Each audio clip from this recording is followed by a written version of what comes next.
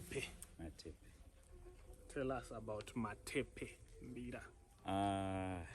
Where to begin?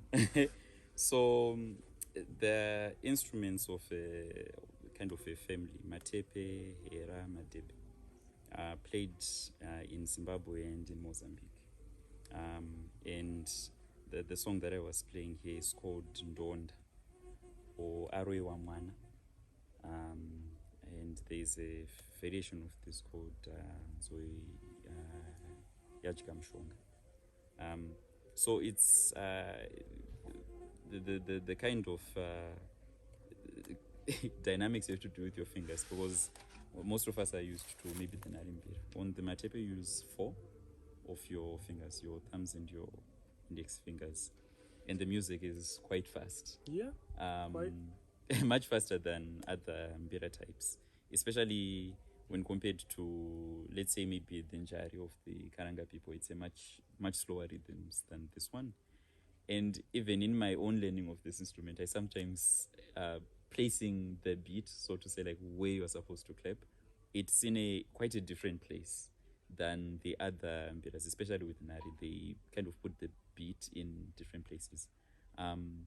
But it has its own kind of songs, and the structure of the music, the way you play it with other people is it's similar in some ways, but really different in others with the nari. And it's one of those instruments that not a lot of people have encountered before, but there are other people out there who are like really doing the work to make sure that this instrument keeps being played.